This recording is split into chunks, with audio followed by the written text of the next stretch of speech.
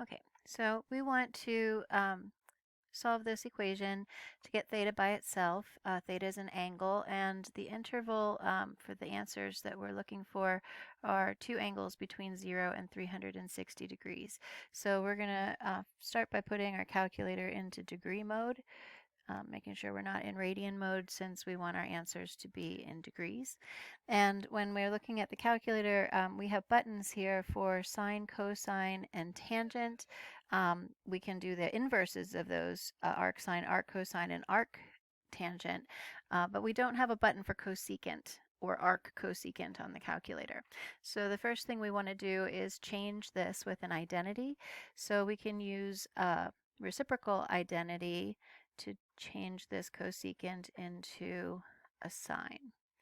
So since sine is the reciprocal of cosecant, we'll change this to the reciprocal, be 1 over negative 1.83608. And now we can get that theta by itself by using our inverse. So we're going to take the arc sine of both sides, and theta then is equal to the arc sine of 1 over negative 1.83608. And in our calculator, we know we're in degree mode already. We're going to do second sine to get the arc sine function, then 1 divided by negative 1.83608, enter, and rounding to 2 decimal places will get us approximately 33 degrees. Now that angle is in degrees, but it's not in the interval, right? The interval that we want is from 0 to 360, one lap around the circle. So we're going to add 360 degrees to get a positive coterminal. So negative 33 plus 360 is 327 degrees. And when we look at the circle, okay, this is 0, 90, 180, 270, and then back around to 360. Those are our quadrantal angles. 327 degrees, the answer that we just got, that's an angle in quadrant 4. Okay, and we need 2 answers. We've only got the 1 so far. And to find the other one, we need to think about that acronym that we learned in our last lesson. All students take calculus, right? ASTC. So the A in quadrant 1 tells me that all 6 trig functions are positive in quadrant 1. The S in quadrant 2 tells me that sine and its reciprocal cosecant are positive in quadrant 2.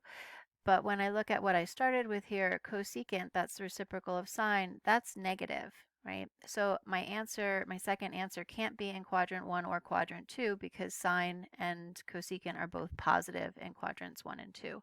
So that means that my answer that I'm still missing, the second angle, has to be a quadrant 3 angle, right? Because the T tells me only tangent and cotangent are positive there.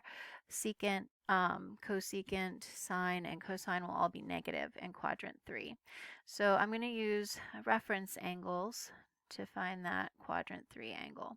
So the distance from the terminal side of my angle to the closest x-axis on this side, in the quadrant 4 side, is 33 degrees to get from 327 to 360.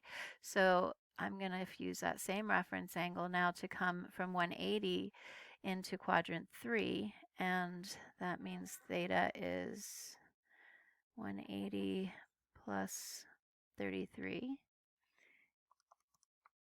which is 213 degrees. So this 213 degrees would be my quadrant 3 answer.